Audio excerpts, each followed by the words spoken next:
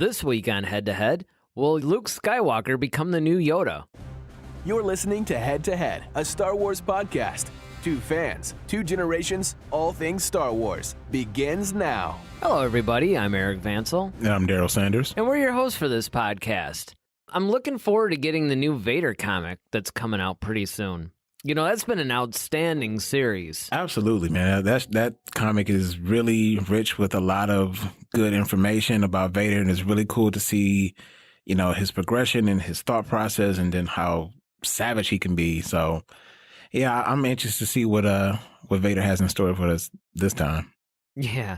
Well, I mean, I'm also wondering how long they're actually going to keep this series going. I haven't heard, you know, how many issues. I think we're up to like 23 or something like that now, and there doesn't seem to be an end in sight.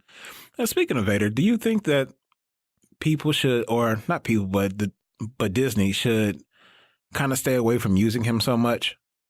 You know, that's a good question, because the temptation, because everybody loves Vader, obviously. So yeah, he's like the from a business standpoint, it's kind of like, well, all right, you know, this is kind of lacking. Let's just put a Vader scene in there and see what happens. And I mean, I do think that they should refrain from using him too much, because even though he's great, too much of a good thing, yeah, you know, could be bad. And not to mention, I think it takes away some of the specialness of it, but at the same time, we haven't had too much of him, so I don't think that we're really in danger of overexposure yet. I would still like to see, you know, there's a lot of people that say, well, let's make another Vader movie, where, I mean, you know, the whole prequel trilogy is basically his origin story, so there's no point there. But, you know, maybe some stuff that takes place after he first got into the suit after Revenge of the Sith. Maybe some stuff between 3 and 4 would be kind of cool. Yeah, I think I would love to see like one more Vader-centric movie, especially while we still have James Earl Jones around to do the voice. Yeah. Like that's like I wouldn't want to miss that opportunity. Like let's get one more good one. I'll tell you though, you're right, a good Vader-centric movie would be good. But what I would also like to see, because I'm on board with that, but then after that, what I would like to see is them just factoring into different movies. Right. Like putting him in a bunch of different movies, but he has a couple of, very much like Rogue One. He had that one scene with Krennic, and then of course he, you know, cleaned house at the end. But even if he had only had a couple of scenes that were really similar to the Krennic one, that would be cool. I don't necessarily need to see him, you know, fighting or doing a bunch of stuff. But if you just have him there being just his presence, Vader, I think that would be cool. Well, all right. You want to head over to the Cantina? I do. Let's get to the Cantina. All right, so what do we got as our Cantina topic today? Well, my friend. This week. Did it again. I know. I give up. Might give up. So, yeah, we got to stop doing Jar Jar impersonators so no one will listen to this. Yeah, right. Exactly. So, what are you looking forward to the most from the Star Wars franchise? Man. You know, that's a question that's really hard to answer for a lot of reasons, because there's so many different facets to the Star Wars. Because you could easily phrase a question like, what Star Wars films are you most looking forward to? Even though we haven't really had any announcements lately. But, you know, if they announced the next batch of films, okay, which one of those are you looking for? Which one of the novels? Which one of the comics? The TV series? Right now, I mean, other than Episode 9, because, again, I'm really curious on how they're going to tie up the series. And I think I'm more curious for Episode 9 than any of the other ones. Well, 7, because it was such a wide open world, you had no idea what they were going to do. So obviously you're looking forward to that. But honestly, currently, probably The Mandalorian. Yeah, for me, I think I'm right on, once again, on pace with you. Not necessarily The Mandalorian, but I think television. I think you made a point in the last podcast as saying that I think that's the future of the franchise. Absolutely. And I agree 100%, because I think you can do more with that. And I think they're seeing that, especially, once we start seeing live action, because that hasn't been done so far. It's only been animation. But once we start getting live action, such as Mandalorian, and then now they announced that the Cassian Andor is going to have his own little spinoff show that's live action. I think when you can start telling these other stories that support or lead up or, however they want to craft it to either films that we've already seen or films that we will see, I think that's really especially because now they have their own service. They have their own streaming network. So they can just do whatever it is that they want to do with it. And they can just put all their stuff on there. And I think that's where we'll get to see a lot of the creativity, especially the stuff that we wanted to see, like Dave Filoni doing maybe his own thing, or, you see other directors stepping up into the plate, new up and coming directors. Okay, we'll give you this series because, it's not as pivotal as some of these other things that we're trying to work on. But, we'll see what you do with, The Mandalorian or something like that versus an Obi-Wan centric thing where everybody's going to be really critical because Obi-Wan is such a well-known character and you have to be careful with timelines and things of that nature. So you might need a more experienced director for that. But I think that if, with the TV series was 10 episodes like we talked about before with Cobra Kai or something to that effect, I think that's really the future of the franchise. And especially with, the books, I think that's another thing too. Well, and it was funny because when you were saying this stuff, I was thinking about that, we always said, oh, wouldn't it be cool if they made a movie out of this book or a movie out of that book? But it's like, given the nature of books because they have so much detail in them and everything, now you're kind of like, well, wouldn't it be cool if the next 10-episode series were based on the Lords of the Sith book or something? Yeah, exactly. And that opens up. That would give us more Vader, too. Yeah, and exactly with shows like, Game of Thrones wrapping up and things like that, Walking Dead. So now we've seen that take off. And so people are really into shows like that, especially with Netflix TV and everything like that. So I think, you get shows like that appeal to Star Wars fans. And we can really delve into the lore, the depth of a lot of characters for a longer period of time. That could be monumental. And that's the thing. That's why I agree that the TV series. I mean, I'm looking most forward to The Mandalorian for two reasons. Number one, the subject matter I think is really cool, and I think it's a really good debut TV series, but it's also because it's going to give us our first taste of what Star Wars live-action television is going to look like. Yeah.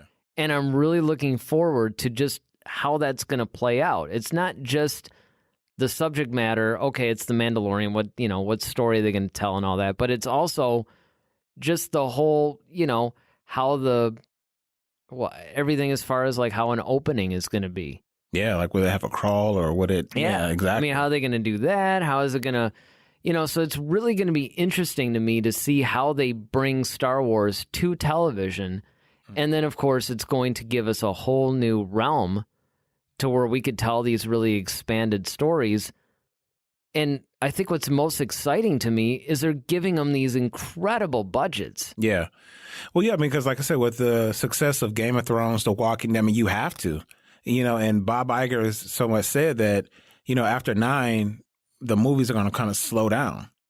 So, in order to keep Star Wars, fresh in the minds of people, what are you going to do? You can't keep just releasing animated stuff. I mean, don't get me wrong. Those have been great, like Rebels and Clone Wars. Well, I think one of the things about the animation, the whole idea behind an animated series, I think what's kind of neat about that, there's a couple of things I would like to see. So when you bring up animated series, one of the nice things is you could do things in animation that you can't really do in live action, or at least not very easily or cheaply.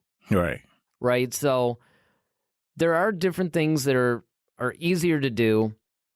But the other thing that I like about the animation part is the fact that you can start to tell stories with the original trilogy characters, and now their age doesn't matter.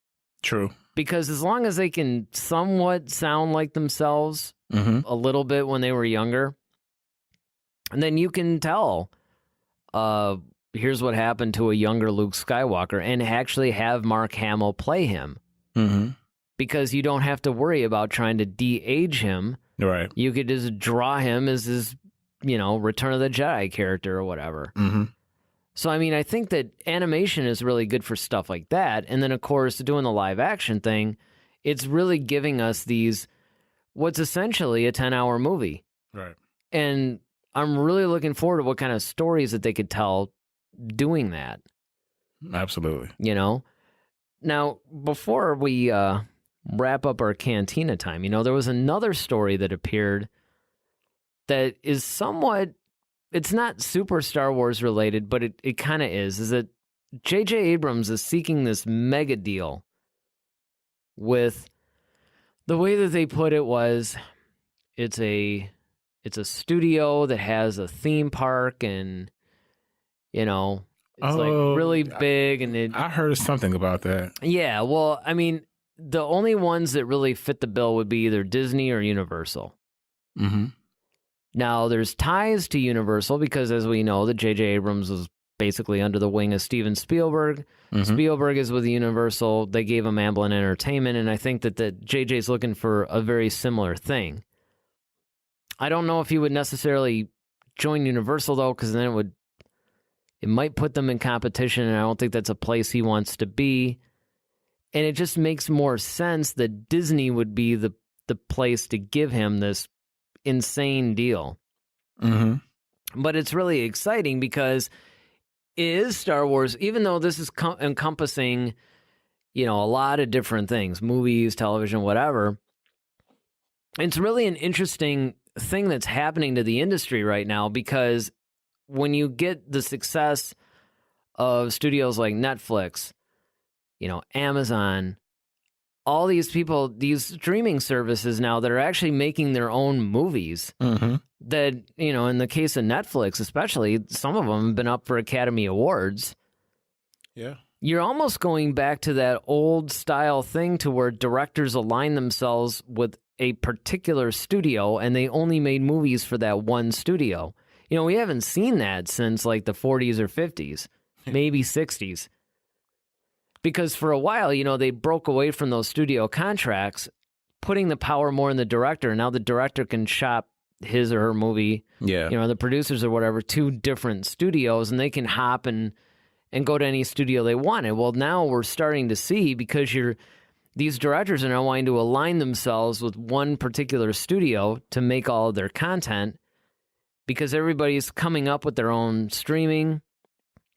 And it's just interesting to see. And this plays into what we were just talking about with Star Wars being on television and that being the future of the franchise, because, again, a lot of these things they don't even feel like TV. Yeah. It's actually films on TV. On TV, basically, yeah.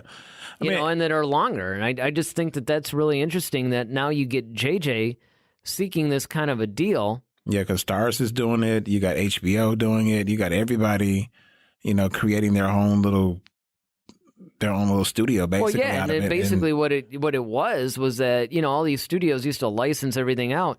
Now they're trying to get all their licenses back so they can amass as much content as they possibly can to launch their own streaming. Yep.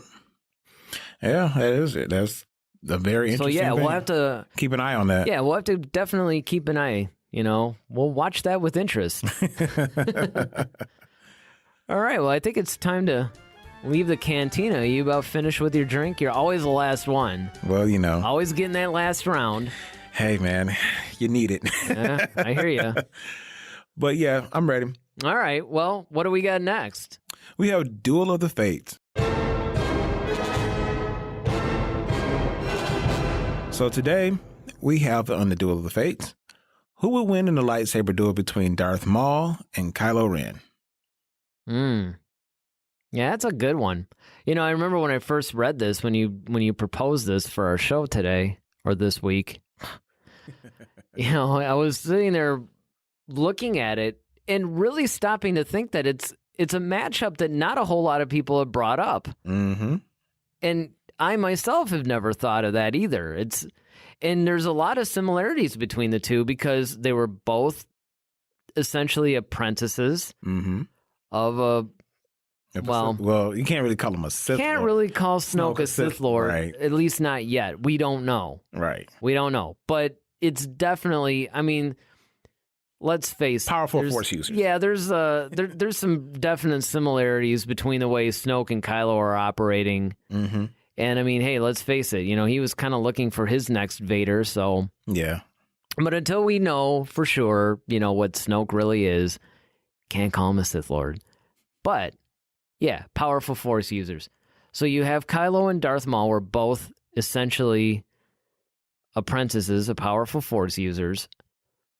Now, of course, Maul has a little bit more control, but Kylo's more reckless and unpredictable, and he does actually have command over his abilities. Mm-hmm. Even though Kylo is a little bit of a loose cannon as far as just being really overly emotional and everything, and I suppose if that were exploited in a battle, you might be able to get to him. See, I think Vader could really, besides being complete, it wouldn't even be a contest. Oh, it would decimate. Yeah, but even if you take that away, if you just took a Vader that was a little bit less powerful, mm-hmm. but still him, he could actually just twist Kylo's mind up and essentially psych him out enough that, he could win that way too, mm-hmm. without the sheer power. So Maul, of course, doesn't really speak much, at least not in battle, right, that we've seen. And that's tough, man. I don't know. I'm gonna have to. I will say this. I'm gonna have to go with Kylo. Okay, I'm going with Maul. Ooh, finally. Yes, head to head. Yeah. Hey, today we're actually going to live up to our podcast. Well, now we got to just talk about why we actually feel this way. Well. You go first. I'll say Darth Maul, simply because if you think about the time period in which, I want to say he grew up, but he was around for, he went up against some pretty powerful Jedi who were great swordsmen. And when I say battle, I'm literally talking about lightsaber dueling. And granted, I think Kylo Ren has more, I think his strength lies more in the Force. I think he's more powerful in the Force in the sense of his ability to, he can read people's minds and extract information. He stopped the laser bolt. I was about to say, he stopped the laser bolt and held it there. He held it there. Until he was done, until he left. That's when he would finally just ran into that little thing. Left. Yeah, it's like so I think he has more control over the Force. I think Force-wise, he's stronger. But I don't think in battle, as far as combat, I think Darth Maul is more of an assassin anyway. So he's more. True too. The question is, as I reread it, who would win in a lightsaber duel? Yes. And I definitely say Darth Maul because Qui-Gon Jinn was a pretty great swordsman. His master was Count Dooku, and his master was Yoda. So, and he taught Obi-Wan everything. And the only reason why I think he actually beat Obi-Wan Kenobi, but it's just, he kind of got arrogant and wasn't paying attention. He kind of let his guard down, and that's how Obi-Wan ended up getting the upper hand. But essentially, he beat the master and an apprentice, essentially. So now, of course, the second time around, as we found out, that battle ended very quickly with Obi-Wan. But that's because, going to your point, is that he allowed wasn't really at the peak of his powers at that point either. So he was more obsessed with the rage. He was more. Yeah. He let his rage take him off his square. Again, that's what empowers you in the dark side, though. It does, but much like in real life in martial arts, yes, being angry can give you power, and that's.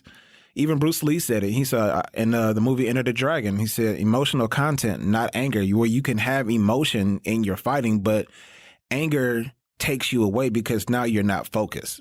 And I think that's the biggest part that allowed Maul to get defeated by Obi-Wan is because Obi-Wan was at peace. He was calm. And that's what allowed him to defeat him. And I think that's what will be Kylo's ultimate downfall is, one, he's not as skilled. Even watching him fight against the Royal Guards, I guess, if you want to call them, for Snoke. As a Sith Lord or even trained to be a Sith, that's what he was trying to do. Granted, he did better than Rey, but they still kind of gave him a fight. Well, yeah, but you got to remember the background of those guys. I mean, yeah, Praetorians, I mean, they're powerful. Don't get me wrong now. yeah, they're extremely skilled fighters. True. In fact, I could be, from what I read, I think they're actually more powerful than even the Royal Guard guys were. And even the Royal Guard guys could actually take out a lot of Jedi. So, I mean, yeah, I think that in some that's ways. the thing. I mean, I don't know. I guess I see it a little differently because Kylo, to me, actually exhibited some pretty powerful, he was holding back in some cases. First of all, don't forget that, anything in The Force Awakens, he had just taken a bowcaster bolt. Yeah. And look at what he was doing. Yeah. Now, granted, he was fighting Finn and Rey, so, I mean, let's not get too excited. But at the same time, he was still able to do some stuff. And, True. He was fighting pretty good, and he was trained by Snoke. Yeah, which makes me wonder, too, is because, I don't know if Snoke ever had a lightsaber or... Well, that's the thing. Once again, see, we don't know too much about Snoke, and that's why you really have to fill in some stuff. But I think even the skill set that Maul had with one using two blades, as acrobatic as he was, he's able to defend off two people at the same time. I mean, it's pretty impressive. So... Well, but then again, too, it's like being powerful in the Force does enhance your lightsaber skills. It does. And I mean, it's tough. See, I think part of the problem, too, and I think it was similar to what we were bringing up in the last podcast, is the fact that we really haven't seen too many real lightsaber duels in the sequel trilogy. Mm-hmm. So we don't really know the extent of Kylo's skill. But let's not forget, because here's something that we keep forgetting about Kylo. He was also trained by Luke Skywalker. True. But, and once again, though, I mean, granted, like you said, you could kind of go both ways because Snoke made a good point, but then you also make a good point. Because Snoke even himself said, okay, you lost to a girl who's never even held a lightsaber. Like, how? You're some dark lord. You're trying to be like Vader, and you almost lost to her. But then you make a good point where he's probably was like, well, dude, I got hit with a bowcaster bolt. I mean, I'm trying to keep myself from hemorrhaging, and, yeah. She's not exactly weak in the Force. It's just she's not trained. She has this raw ability, so I don't know what to expect from her. So well, the other on one problem, hand, you too, can kind of look at I that. think that part of the reason, too, first of all, he had the whole bowcaster, wound, right? So, but the other thing, and this is something that a lot of times, I even forget about it, is the fact that if you remember, when she actually started somewhat winning, it's when she tapped into the Force, and it was this raw power because it surprised him. Because, before he just figured, okay, whatever. She's just some, girl that just picked up a lightsaber. Yeah, exactly. It's like, I don't even know, and then he just started, he saw some potential in her. That's why he started saying, you need a teacher and all that. But I mean, it was when, and that's what's so funny about Rey in episode 7 is that it's almost like she's kind of like, oh yeah, the Force, and then she thinks about it and then she's able to do some crazy feat, and she's almost like Luke on steroids in the sense that she's learning a lot of advanced stuff very, very quickly and very intuitively, which is very little information. Right. That's another reason why I'm looking forward to 9 because she actually has possession of all these, Jedi texts now. Right. So it's kind of like, okay. Yeah, the Jedi for Dummies or something. Yeah, right.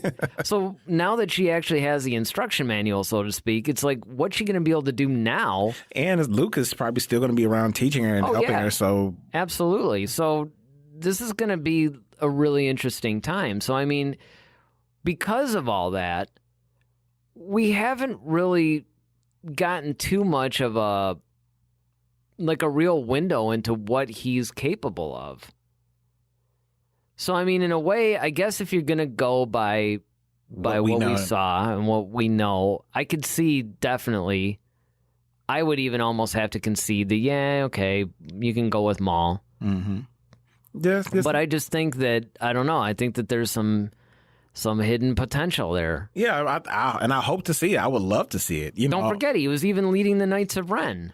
Yeah, but who are they? We don't know. Well, we know they're probably pretty good swordsmen from what we saw in the visions. If they were indeed the Knights of Ren. Well, they just stood there in the rain. It was raining. Right. It's a cold, dreary day. Nah. But, yeah, I think that Maul, edges this one out just simply because he was able to, and he was also like, once again, a direct apprentice to Sidious. Yeah. And we know how good Sidious was. So he had to, once again, kind of had to sit under him and kind of learn. And like I said, he was his personal assassin. He's almost kind of like an Asajj Ventress type. And that may even be a good one, Maul versus Ventress. That would be cool too. But like I could see that. But that's what I'm saying. Like those type of characters, and at that time, Jedi and everybody were at their zenith as far as swordsmanship for the most part. I mean, granted, at Phantom Menace, they hadn't seen a Sith Lord in a while. Well, and that's one of the reasons. And that's one of the reasons why they were losing. Because a lot of times people would say, "Well, wait a minute, if Qui-Gon Jinn's supposed to be one of the best swordsmen ever, why did he lose to this guy?" And it's like they weren't prepared for that. They're not really used to that. Yeah, they hadn't faced a Sith Lord in a millennia, I think. While, yeah. So I mean, it's it's one of those things where you can't necessarily blame them. There wasn't a whole lot of. They didn't really have to duel a lot of people, right? Except for each other. So. Yeah, so they would keep up with each other, but that was about it. So, yeah, I'm still going to go with Maul on this. All right, well, I'll probably concede that to you. I mean, even though I would still go with, Kylo Ren, I think overall, I can definitely agree. At this point, we'll say. From what we've seen in the film. We this after 9. Yeah, we can, when we will. But, I mean, for now, yeah, I'll concede. All right, so what do we got? Next, we have From a Certain Point of View. Oh, our feature topic. So what's our feature topic? Will Luke Skywalker become the new Yoda? Well, that's intriguing. So yeah, it's kind of like now that Luke has disappeared again,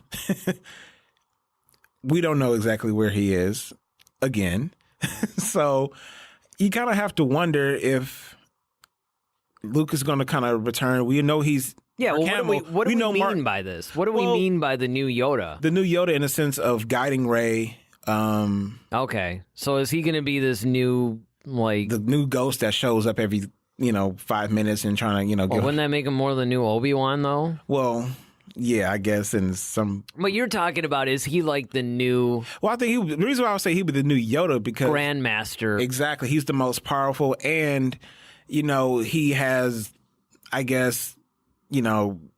more of the vision to see than Obi-Wan even did. Well, I would actually argue that he basically became the new Yoda, probably even at the time that he had his new Jedi temple. Well, yeah, that's true. Before The Force Awakens, in other words. Yeah, that's a valid point.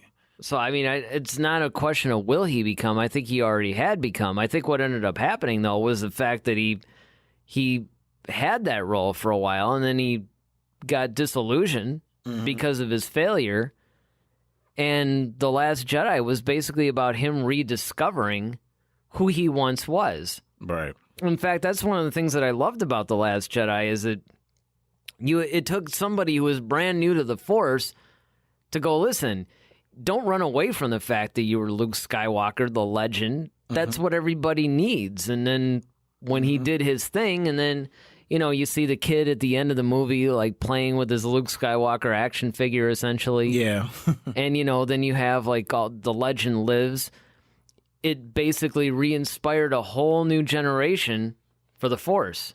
Yeah, definitely. Which is even beyond what Yoda was able to do. True. And I think that, him, because Mark Hamill is slated for 9. Yeah. So we know we're going to see him in some capacity. We don't know if it's going to be a flashback, or it's going to be a Force Ghost, or is he going to literally just come back? Because I still believe that he's gotten that powerful where he can cross between both worlds. Well, and that's the thing. Because he's not really old, right? So it's like, even in, like I say, in 8, it's not like he was like Obi-Wan old. Obi-Wan, not even like New Hope Obi-Wan old. He was more like... Well, the funny part of it is that... Well, yeah, but here's the thing that's hilarious, is that Mark Hamill... was as old as Alec Guinness when he did episode 8. Yeah, that's true. I mean, it depends on how they want to do it. Now, From granted, a certain point of view. yeah, See what I did there? I did see what you did there. I tried to ignore it as best I could, but Don't didn't shut yourself work. off on the Force, man. I became disillusioned by your. See, this is how we get into trouble. That's right. Don't be too proud of this. Oh. But I mean, I don't know. I think that part of it too is the fact that, see, with Yoda, if you remember, now I don't know I know we did an episode on this once, but remember when we were talking about like what the best order is to see these films? Mm-hmm. We talked about the order that. Did you see it in the chronological order as they came out? Did you see 4, 5, 6, and then you saw the prequels? Yep. Oh yeah, you had to. Yep, I had to. Yeah. Yeah. Right. Okay. So for those of us all, including you in this case, when you first meet Yoda in Empire Strikes Back, you don't really know exactly where he fits. I mean, you know that he's this old wise Jedi master, so you know he's powerful, but you don't really learn how powerful Yoda is until the prequels. Well, yeah, well, I don't know. I mean, Well, you assume that he was. well, I mean, you realize how powerful he is, just how once he raised that X-wing so easily. Well, I mean, you're just kind of like, You dude. see that he's powerful, but I mean, the fact that he's the most powerful Jedi well, ever, yeah, I mean, yeah, you don't really learn the scope and That's the true. depth of that until the prequels. It kind of fills in that missing information. And I think that that's sort of where we're at with Luke in a way, because until we see more, mm-hmm. we don't really, we can't put his power in context yet. I think that's what I'm Right. getting at.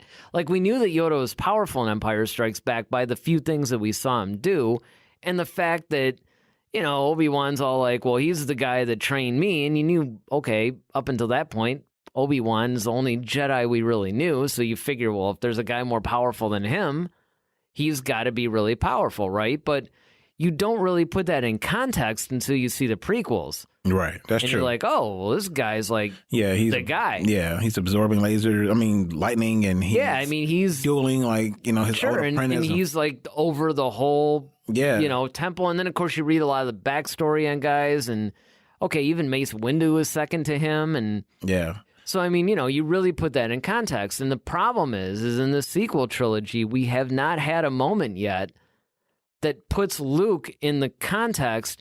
Yes, we see the incredible power of him projecting himself. mm-hmm. So we see this one instance, but we don't know the limits of that yet. So I think it's really hard to say. I think he's going to be the new Yoda in that sense, because much like what we got with Yoda in Empire Strikes Back, we see Luke doing these incredible things. And of course, one of the things that we have, it's almost like a backwards thing, because with Yoda, you see him in the sequel or in the original trilogy, Mm-hmm. and you only meet him in like the second one, and then you see him again in the third one. And then you find out all this information about him in the prequels as like a backstory. The Luke situation, it's like you're flipping that around. You're seeing Luke's origins first, and then you're meeting him later. But what we're missing is that middle. Right. We don't really know what he can really do. Yeah, because how we far don't that know. really goes. Yeah, because we don't know what he did in between Return of the Jedi. We know where he was at Return of the Jedi, and then we know where he is in The Last Jedi. But it's like we really need that information. What happened between the time that he defeated Vader and the Emperor to what led him to this? It's like, I think that if we actually had stories, even if they were in novel or comic form, like, okay, here's all the things he was able to do. Oh, and then he rejected the Force. Mm-hmm. Okay, and then he does this really incredible thing at the end of The Last Jedi. It would put that in more perspective. Yeah, I think, that's why I always say, like, I think it would be really dope and amazing if he became so powerful that he can go between the literally being a Force ghost and being a live body. I think that would be just a true death, because it's like then he's really solved death at that point. Well, there have been rumors for a while. Now, we do know from canon that he is in possession of Darth Plagueis's whole instruction manual or whatever on, how to create life or return from the dead or whatever. Yeah. So, I mean, hey, if he read up on that, no different than Qui-Gon was the first Jedi to discover how to, come back as a Force ghost in the first place. Yeah, I wonder, like, how did that escape Yoda? Like, he had to teach Yoda, right? So, I mean, but what this shows us, though, is the fact that, hey, there's some things in the Force that a lot of these Jedi guys didn't know, and, Qui-Gon, I don't even know how he stumbled on it, really. They don't go into any kind of detail, but, hey, maybe it's true. Maybe Luke ran into something, and because I am convinced that we're going to see a much different spin on Force Ghosts. We already have, really, because look at everything that Yoda was doing in 8. Yep, he was able to actually physically hit Luke in the head. Touch people. I mean, he's like, calling down lightning and destroying an actual thing. A living tree. Yeah, so it's kind of like, okay, well, this is not your father's Force ghost. This isn't the stuff we're used to here. True. You gotta wonder, like, what it was like Yoda the first time Qui-Gon popped up. You just sitting there meditating, and he was like, "Hey, Master Yoda, ah!" Yeah. Like, was he freaked out and like? Oh man, my lightsaber would have been drawn, and I would have been swinging at the air. I mean, that's just been hilarious. And Yoda like flipping around and all that. Like, just to see Yoda freak out would be hilarious. Hey, maybe we can get that in one of the, Yoda's Fear, a Star Wars story. Yeah, I mean, it would have been really interesting. But see, these are the kinds of things this is the problem sometimes with judging a lot of these situations. Again, I mean, even going back to our Duel of the Fates thing, once again, it's really hard for us to go into that if we don't know the full extent of Kylo's fighting thing, because we just haven't seen it. Mm-hmm. So I mean, that's one of the problems of really figuring out where Luke is right now, because we don't know the whole story. Yep. And I mean, it would be one thing if we had some books that told us, okay, everything from Return of the Jedi all the way up here, we know exactly what happens. We could use that information to then move on and figure out what Luke is capable of doing. And of course, to get to the other part of what you were talking about as well, is he gonna train Rey even more than he already has? Because one of the things that I really loved about The Last Jedi is the fact that Luke now finds himself in that Obi-Wan Yoda role of training somebody, but seeing like Luke's version of that, it's pretty hilarious. Man, it was priceless. Well, the thing that I find the funniest part about it, and I really started thinking about it after seeing the movie for the first time, was this is the first time where we actually see a Jedi as a student and then as a master. Now, granted, you can argue that we did that with Obi-Wan too. Mm-hmm. And you do, because, Qui-Gon was teaching Obi-Wan some stuff. Right. But there wasn't really a whole lot of focus on Obi-Wan in Episode 1. Luke actually had more of a focus. Like, we really saw... From nothing. From nothing to then becoming a Jedi and now becoming a teacher. So we really saw all the training. We really saw all that stuff, him getting frustrated and all that. Mm-hmm. And now he's in the role of being a teacher, and he's watching somebody get frustrated. And then, of course, now he's having fun with her, and he's actually being Luke. Right. Like, okay, this is what Luke would be like being a teacher. Yeah. Like, the greatest thing was this, like, oh, you feel that? Yep, that's the Force. Yeah. Yeah, I feel it.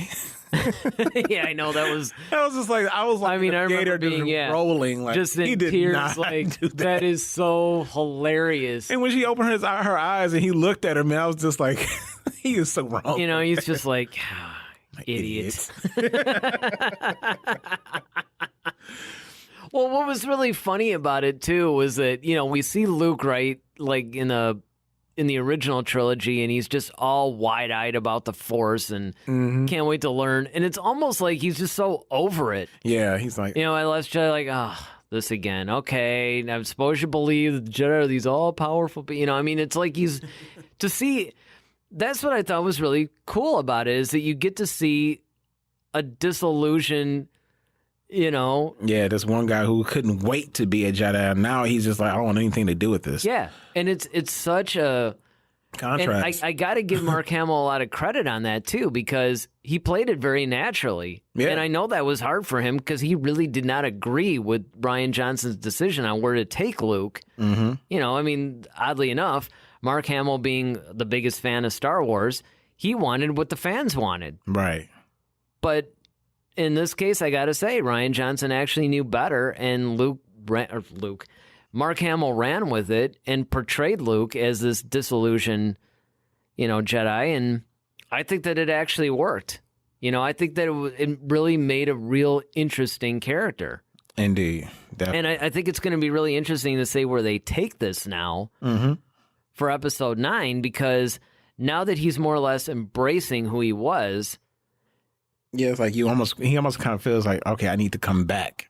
Well, and be stronger than exactly. ever. Yeah, exactly. And I think that one of the coolest things that we got in The Last Jedi was we got a little bit of a taste of the mighty Luke Skywalker when he was, even though he was a hologram essentially, when he's just standing there, in front of the entire First Order, and he just had that kind of really cool, look and triumphant, majestic look about him. You're kind of like, okay, that's Luke Skywalker right there. That's the guy we wanted to see. Even the whole, I thought that was the coolest thing when they were just like concentrating all their firepower on him. Oh, yeah. And then after it was all over, he just brushed his shoulder off like, Like, it was just little moments like that was just like, you almost want to hear the inner Luke go like, is that it? Are you done? Yeah. That was amazing. moment. And I thought that was a great balance to where we got this really complicated Luke Skywalker, but then in a way he did give what the fans wanted. They wanted to see, this guy. I mean, I had almost wished that it had really been a physical version of him and he had just used the Force to basically that's what himself. I thought. That's what I thought at first when I first saw. I was like, now that's that's amazing that you're able to deflect that much firepower. But that's why, and then to add, Hux's whole comment. Well, you think you got him? I mean, to me, man, that's like my favorite Hux moment right there. In a lot of ways, The Last Jedi made me love Hux so much more. Yeah, I love Hux. Yeah, because he's just like he's trying to be this powerful little Hitler type guy.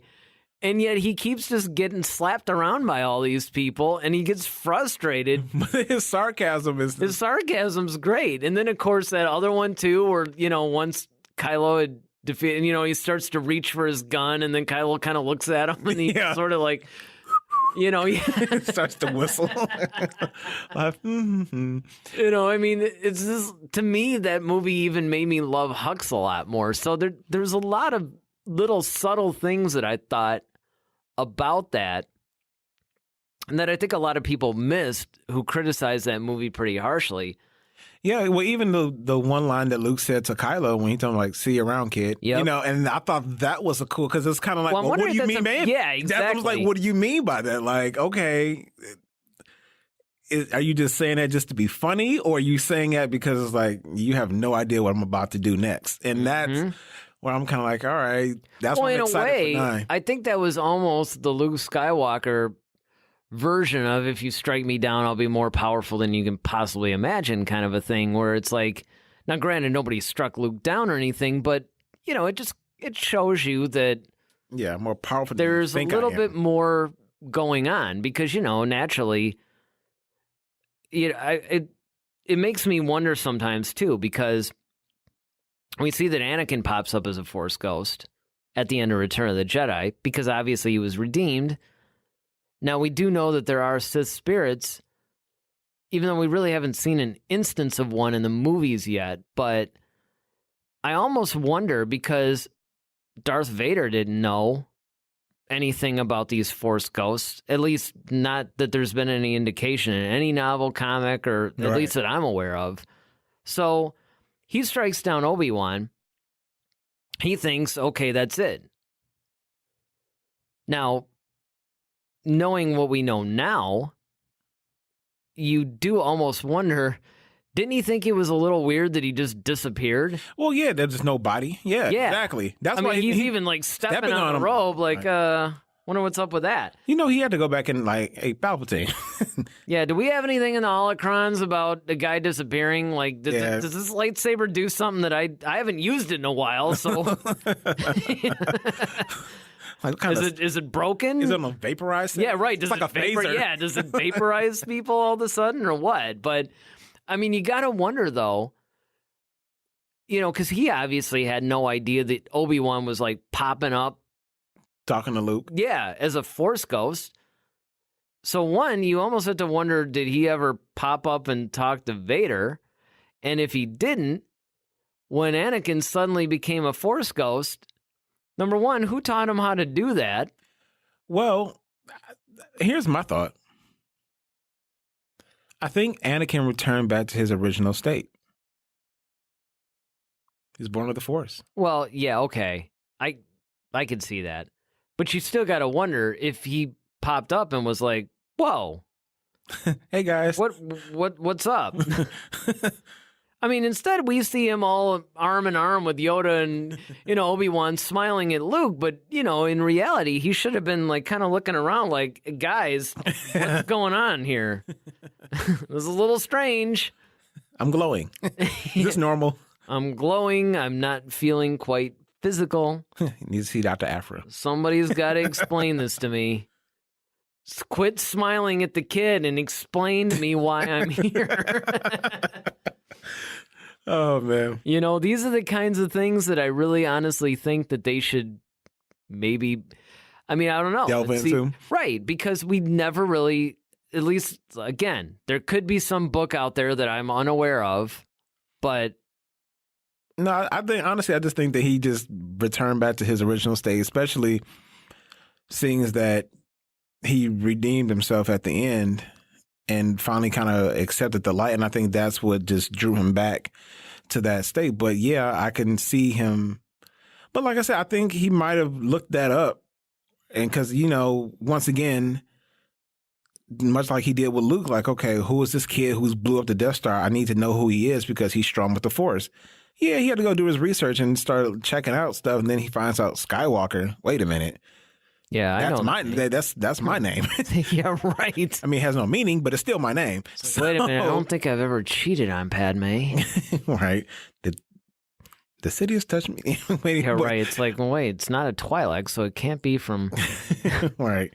I mean. So yeah, I'm that's sure a good explanation. So when he killed Obi-Wan, he probably was like we say, he probably had to look into that. Like, I would definitely want to know. Yeah, you have. Yeah, because especially you don't know. Okay, like, is this some sort of trick, and do I need to watch my back? Because can he come back as a spirit and kill me? I don't know. So. Well, another thing is, or did he somehow teleport himself? Yeah, because some people even speculate that he never even got hit with the lightsaber. Some people say if you watch it, that that Obi-Wan actually... Yeah, but a lot of times... Because the robe was never... Yeah, but it's kind of like, look, this is filmmaking in 77, guys. True. They can't, Yeah. That's what that means. That's how you interpret that scene. I understand that it's a fans thing where they want to retroactively... Or, make everybody more powerful or, Yeah, I just think that... That's exactly what it was. I think that might be going a little bit too far. It's a bit of a stretch. Yeah, and I'm all for speculating. Look, I love speculation. I like to analyze things to death. That's why we're doing this podcast. Most Star Wars fans don't feel the need to record a podcast about Star Wars and talk for an hour about Star Wars every week. We love Star Wars that much. It's funny because around the office, we record this in one of my offices at work. And, every time that I go, yep, time to record another Star Wars podcast, there's that slight look of, okay, cool, but it's a little nerdy, man. That's kind of carrying a love for Star Wars. But man, mind your business. Exactly. But as much as I do love it, I have to say that at some point, you could go a little bit too far with the analysis of it. Indeed. All right. Well, now it's time to move out from a certain point of view and go to our next segment where we answer your questions in a segment called Clear Your Mind. All right, so what do we got as far as questions today? Well, our first question comes from Vicky Maluka. She asks, do you think they will redeem Kylo at the end of 9? You know, I know that this is a popular thing, and I don't think so. I won't say that it's not possible. There are people that say that no way, that, you know, too much has happened now. I mean, first of all, when he killed Han Solo, everybody was like, nope, that's not going to happen. But then there was it would seem counterintuitive to the story. Like it would be too much of a retcon thing, because I think that's one of the things that Rian Johnson was trying to show, that there was hope there for a minute. Mm-hmm. But then he rejected the redemption. And I think that that's the big analysis has been where we see the juxtaposition, because when Vader was presented with the choice, he actually went for redemption. Well, he thought about it. Yeah, well, but the thing is that Kylo had been, remember, he was actually tempted by the light. I thought that was a cool concept, too. That here you got a dark side guy that's actually trying to stay dark, but the light's tempting him. He's actually tempted to go to the light. We've never seen that before. Mm-hmm. But now add to that the fact that he's presented with a very similar choice, but he chooses to go dark still, or to go darker. And so I think that it would really be cheating that moment if they redeemed him. Now, that said, you could say that would make the redemption even sweeter, because there was actually a certain part of me that once, you know, he was fighting alongside with Rey, I thought it was going to be kind of cool if he decided, you know what, yeah, let's do it. And he then decides to join them, and then, you know, because don't forget, I don't think that Kylo is going to be the ultimate bad guy in 9. Yeah. So I thought it would have been cool if he had sided with them, gone up against. It would have really turned Star Wars a little on its head, because you never really saw that before. But at the same time, you know, I also agree with the people that are critical of that, because it would sort of cheapen the whole impact of 8. Yeah, I think the only way I can see maybe. No, I can't even say that, because I was just thinking, like, you know, in 9, let's just say he's the supreme leader, and someone rises up that's more powerful than him because he just got from under Snoke. So he's probably feeling good about himself. He's like, cool, I'm the guy, I'm the man. And then now, who is this Yabo who comes out and he wants to challenge me for my authority, but he actually has the power to back it up.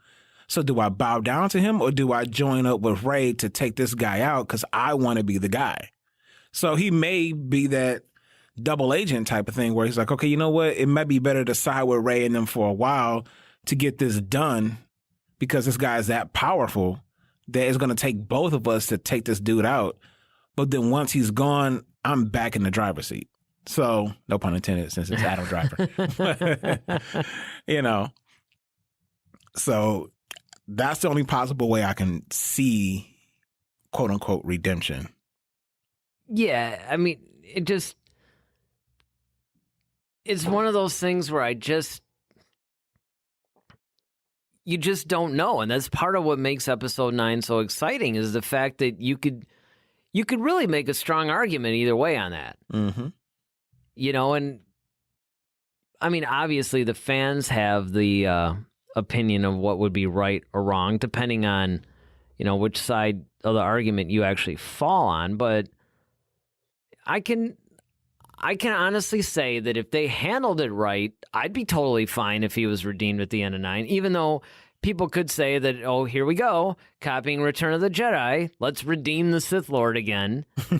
You know? Yeah, I actually want to see him stay bad. I really want him to just... Well, and that was the next question. I mean, you know, do you think that they will redeem him? But here's the real question is, do you actually want that? What would you want? I want Kylo to stay bad. I want him to actually grow, because I think he has so much potential, much like Snoke did. I think he has so much potential to be a ultimate bad guy, and I think if he's redeemed, that would be cut short. So, yeah. Yeah, well, that's that's kind of an interesting take on it. I mean, I don't know. I don't know if I actually have a preference. That's the funny part about it. I kind of don't want to see him redeemed, but at the same time, yeah, right? Will I be redeemed and sing? But I mean, it's one of those things that I felt such a thing like when he was fighting alongside Rey, and it's kind of like, wow, seeing kind of a good Kylo is sort of cool. Yeah, I mean, I think different, and I thought that was kind of, especially because if you think about it, I mean, now granted, we're already seeing a loose cannon in the Resistance in the form of Poe, but to actually see, because here's something that's really interesting, and think about this: we have never seen a former Sith Lord or Sith-like character then turn good and fight with what is essentially the rebellion. No. That would be kind of an interesting thing to see on film. Yeah, that's why I said the only way I can see that is if he had an ulterior motive. Like, I think that would be a good switch. It's almost like, okay, yeah, guys, I'm with you. My bad, about Han and everything like that. And we got this bigger problem. This guy. We got to do something. And then we do something about him. And then it's like, gotcha. Yeah, I'm back in the seat now. You all can, I'll give you guys a head start or something like that. Or, just kind of. Yeah, almost like a thing like if there was either a new bad guy or like Hux or something like that, where it's sort of like. Because Hux would be powerful enough to do but it. I mean, if there was a new guy and then Kylo realized, okay, in order to defeat them, I got to side with the Resistance. And then once that's gone, it's kind of like, well, I was with you, but guess what? Now that I'm back, that would be interesting. Yeah. I could say that. I could see that totally. Yeah. All right. Well, our next one comes from Tim Brandt. His question is, will we find out why Maz Kanata knows so much and why she knows so much in episode 9? So I guess what Tim's trying to say here is, okay, we had this whole thing in episode 7 where, Han Solo's like, well, where did she get Luke's lightsaber? It's like, well, that's a question for another time. And, he's almost like, well, wait a minute. How did you know? I mean, yeah. And so it's kind of, and, she's explaining all this stuff to Rey about. The thing's calling to her. Yeah. And it's like about, well, Luke, it's kind of like, okay, the parents are your past. He's, your future. And you had this vision, but she kind of knows about this. It's like, okay, how does she know all this stuff? Exactly. And are we ever going to find out in episode 9 why she knows all this? Yeah, exactly. And she's such an enigma, but she's such a cool character to me. Yeah, she really is. I mean, I thought that she was a little shoehorned in episode 8. I mean, I didn't agree with her being used in that way, but I do love the character, and it would be great to see her again. But I think the answer is it's a twofold thing. The reason why she knows so much is because she's like 1,000 years old.